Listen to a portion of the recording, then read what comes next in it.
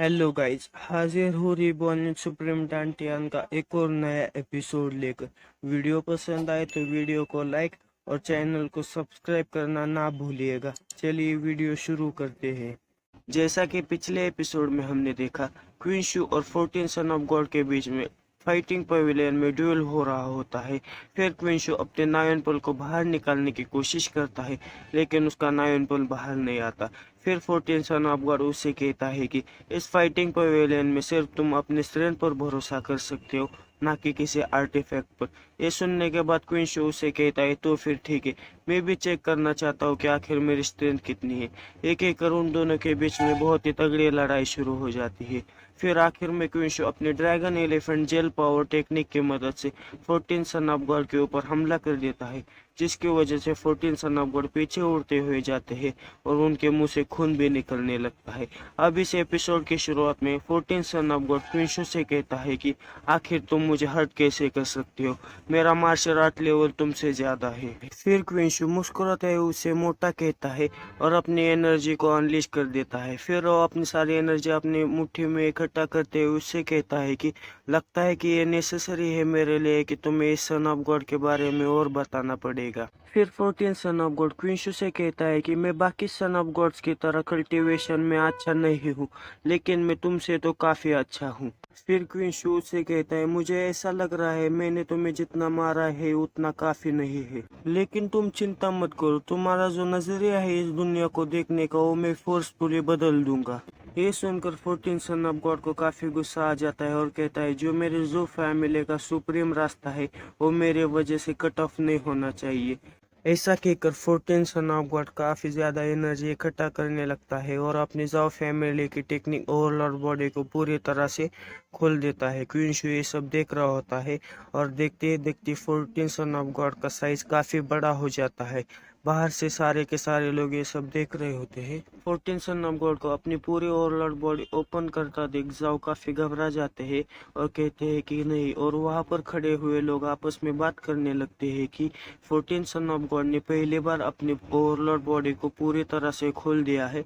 फिर दूसरा आदमी कहता है कि क्या जाओ फैमिली की यही असली ओवरलॉर्ड बॉडी है। फिर 14 सन ऑफ गॉड क्वीन शू की तरफ हमला करने के लिए बढ़ जाता है और उससे कहता है कि 18 सन ऑफ गॉड, आखिर क्या हुआ, तुम्हारे पास सन गॉड बॉडी है, तुम अपी के कल्टीवेशन के हिसाब से तुम उसके पूरी स्ट्रेंथ यूज नहीं कर सकते, लेकिन मैं अपने ओवरलॉर्ड बॉडी टेक्निक के पूरी तरह से स्ट्रेंथ यूज कर सकता हूँ। तुम मेरे अपोनेंट नहीं रहे अब। 14 सन ऑफ गॉड को अपनी तरफ मुक्का मारता देख क्वीन शू भी अपना मुक्का लेकर उसकी तरफ बढ़ जाता है और उन दोनों का मुक्का आपस में टकरा जाता है, जिसकी वजह से चारों तरफ काफी ज्यादा एनर्जी फैलने लगती है। उस मुक्के के वजह से क्वीन शू थोड़ा सा खिसकते हुए पीछे चला जाता है। ये देखकर 14 सन ऑफ गॉड हंसते हुए उससे कहता है कि तुम मेरे जाओ फैमिली जो ओवरलॉर्ड बॉडी है उसके सामने एक चींटी के बराबर हो। फिर क्वीन शू हंसते हुए उससे कहता है कि काफी कमजोर है, अगर तुम्हारी यही ओवरलॉर्ड बॉडी है तो मुझे तुम्हारे बारे में और ज्यादा सोचना पड़ेगा। ये सुनने के बाद 14 सन ऑफ गॉड काफी गुस्सा हो जाता है और गुस्से में उसकी तरफ पैर से हमला करने के बढ़ जाता है और उससे कहता है कि जो मेरी ओवरलॉर्ड बॉडी है पूरी पूरी दुनिया को हिला सकती है और वो डिस्ट्रक्शन के लिए बनी है। ऐसा कहकर वो अपने पैर को जमीन पर दे मारता है, जिसकी वजह से जमीन में भी दरारें पड़ने लगती है और शॉक्स वेव्स की वजह से क्वीन शो हवा में उछलकर उससे बचने की कोशिश करता है। ये सब बाहर खड़े हुए लोग देख रहे होते हैं। उनमें से एक आदमी कहता है कि जो फैमिली की जो ओवरलॉर्ड बॉडी है वो हाई रैंक की तो नहीं है, लेकिन उसे यूज करना काफी आसान है और वो काफी पावरफुल है। और दूसरा आदमी कहता है कि अगर ऐसा ही चलता रहा तो 18 सन ऑफ गॉड जल्द ही हार जाएगा। फिर हमें अंदर का सीन दिखाया जाता है। 14 सन ऑफ गॉड के उस हमले की वजह से किंशु बच जाता है और अपनी जगह से खड़ा होता है और अपने कपड़ों को झटकने लगता है। वो उससे कहता है कि ये तो काफी अच्छा है, लेकिन अभी भी ये बकवास है।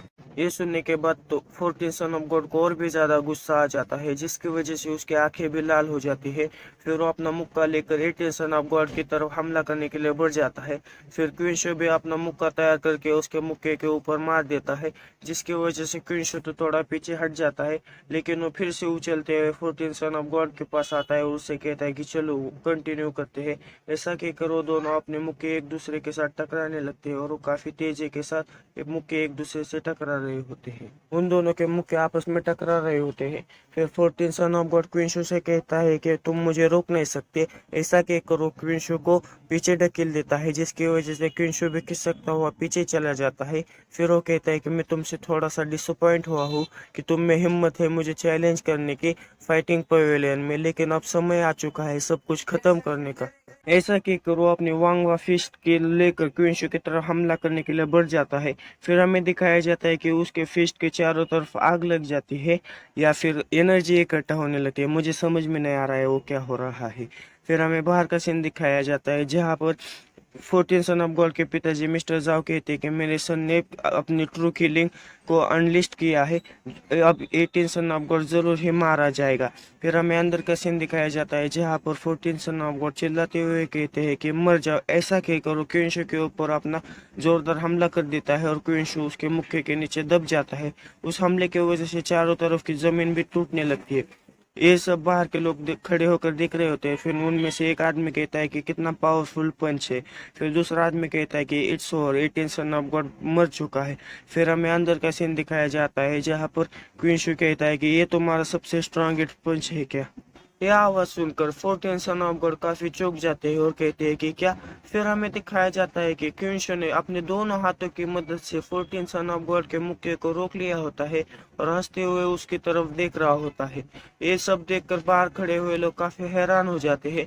उनमें से एक आदमी कहता है कि 18 सन ऑफ गॉड तो काफी ठीक है। दूसरा आदमी कहता है कि उन्होंने उस किलर पंच को रोक दिया, ये तो काफी इनक्रेडिबल बात है।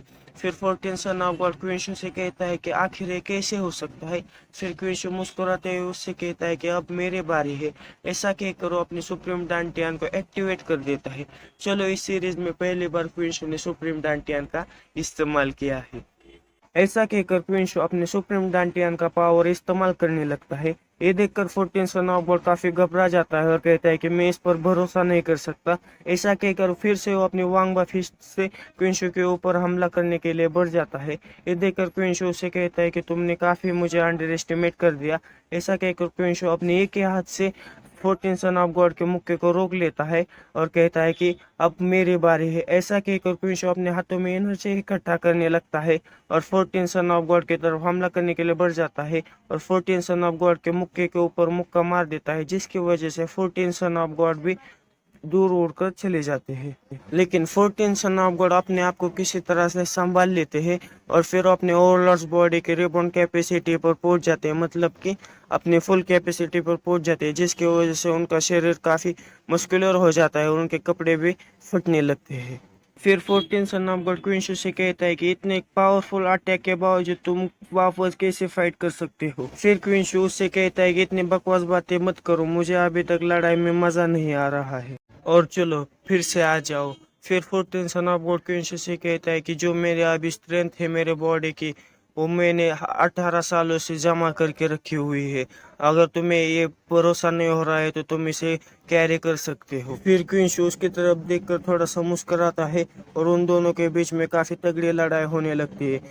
बाहर से मिस्टर जाओ कहते हैं कि 18 सन ऑफ गॉड ने थोड़ी देर के लिए उसका अटैक तो रोक लिया, लेकिन वो ज्यादा देर तक नहीं रोक पाएगा क्योंकि उसके अंदर जो 18 साल की पावर है, अगर सन ऑफ गॉड उसे कंज्यूम करने की कोशिश भी करेगा लेकिन तब भी वो मारा जाएगा। फिर हमें अंदर का सीन दिखाया जाता है जहाँ पर 14 सन ऑफ गॉड अपने हाथों में एनर्जी इकट्ठा करते हुए क्विंशु के ऊपर हमला कर देता है, लेकिन क्विंशु छलांग लगाकर उसके हमले से बच जाता है और उससे कहता है कि अब ये वर्क नहीं करेगा और हंसते हुए उससे कहता है कि 18 साल से जमा की गई ओवरलॉर्ड्स बॉडी, कितनी बकवास बात है। फिर हमें मिस्टर जाओ को दिखाया जाता है जो कहते हैं कि मेरे बेटे की जो पावर है ऑलमोस्ट एग्जॉस्टेड हो चुकी है, हमें जितना जल्दी हो सके उतनी जल्दी 18 सन ऑफ गॉड को मारना पड़ेगा। फिर हमें 14 सन ऑफ गॉड का सीन दिखाया जाता है जो कहता है कि आखिर तुम्हारे पास इतनी ज्यादा स्ट्रेंथ कैसे, और तुम्हारी जो बॉडी में स्पिरिचुअल एनर्जी है वो अभी तक खत्म क्यों नहीं हो रही है।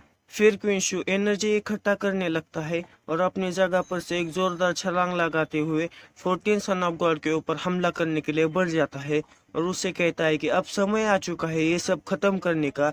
ऐसा कहकर वो 14 सन ऑफ गॉड के ऊपर एक जोरदार हमला कर देता है, जिसकी वजह से वहां पर एक बहुत बड़ा धमाका हो जाता है और चारों तरफ धुआं ही धुआं हो जाता है। धुआं हटने के बाद हमें दिखाया जाता है कि क्विंशु 14 सन ऑफ गॉड के सामने खड़ा हुआ होता है और 14 सन ऑफ गॉड अपने घुटनों के बल उसके सामने बैठे हुए होते हैं और उनके मुंह से काफी ज्यादा खून भी बाहर निकल रहा होता है। फिर 14 सन ऑफ गॉड अब पीछे खिसकते हुए क्विंशु से कहता है कि क्विंशु तुम इतने सालों से अपना भद्दापन छुपा रहे थे। फिर क्विंशु उससे कहता है क्या भद्दापन छुपा रहा था? तुम जैसे कचरे के साथ डील करने के लिए तुम्हें क्या लगता है कि मुझे भद्दापन छुपाने की जरूरत पड़ेगी? मैं गिफ्टेड गॉड हूँ, लेकिन मैं कल्टीवेशन की कोई भी केयर नहीं करता था पिछले कुछ सालों में, लेकिन मैंने अभी कल्टीवेशन करना शुरू कर दिया है। अब तुम मुझे कहाँ पर काउंट करते हो? और मेरा जो सुप्रीम डांटियन है वो एक मशीन की तरह लगातार और बराबर मेरे बॉडी में एनर्जी फ्लो करवाता रहता है। ये सब देखकर बाहर खड़े हुए लोगों में से एक आदमी कहता है कि 18 सन ऑफ गॉड ने तो पूरा हवा का रुख ही बदल दिया। आज का दिन तो बड़ा सरप्राइज से भरा है। क्या कितना बड़ा सरप्राइज है ये देखकर मिस्टर जाओ भी थोड़ा लड़खड़ा जाते हैं और कहते हैं कि मेरा सन तो सच में हार गया। फिर हमें अंदर का सीन दिखाया जाता है जहाँ पर 14 सन ऑफ गॉड कहते हैं कि मैं अपने हार को स्वीकार करता हूँ, प्लीज मुझे जिंदा छोड़ दो। फिर बाहर के लोग कहते हैं कि जो फर्स्ट ड्यूएल थे फाइटिंग पवेलियन में उसमें 18 सन ऑफ गॉड जीत चुके हैं। अब 18 son of God he decide करेंगे कि 14 सन ऑफ गॉड जिएगा या मरेगा। फिर क्विंशु 14 सन ऑफ गॉड से कहता है कि तुमने मुझे चैलेंज किया, तुम मुझे मारना चाहते थे, इसलिए मैं भी तुम्हारी जिंदगी तुमसे छीन लूंगा। फिर 14 सन ऑफ गॉड क्विंशु से डरते हुए उससे कहता है कि नहीं 18 सन ऑफ गॉड मुझे मत मारिए, मैं तुम्हें जो चाहिए वो दूंगा, स्पिरिचुअल स्टोन्स दूंगा, मैजिक ट्रेजर दूंगा। फिर क्विंशु उसको लात मारते हुए उससे कहता है कि इतना काफी नहीं है। फिर क्विंशु उससे कहता है कि पिछली बार तुमने सैनजियान देकर तुम्हारी लाइफ को एक्सचेंज किया था, इस बार तुम्हें भी सैनजियान जितना ही वैल्यूबल मुझे कुछ देना पड़ेगा, नहीं तो तुम्हें मरना पड़ेगा। फिर 14 सन ऑफ गॉड चिल्लाते हुए क्विंशु से कहता है मेरी जो फैमिली है वो भी बिग फोर्स में आते हैं ओवरसेट के, अगर तुमने मुझे यहाँ पर मारा तो तुम पूरे के पूरे जो फैमिली के अगेंस्ट चले जाओगे और तुम्हें तब तक शांति नहीं मिलेगी जब तक तुम मारे नहीं जाओगे। ये सुनकर क्विंशु काफी गुस्सा हो जाता है। और इसी के साथ यह वीडियो यहीं पर खत्म होता है। वीडियो कैसे लगा ये भी कमेंट करके मुझे जरूर बताना, और अगर बुरा लगा तो ये भी कमेंट करके मुझे जरूर बताना। मिलते हैं अगली वीडियो में।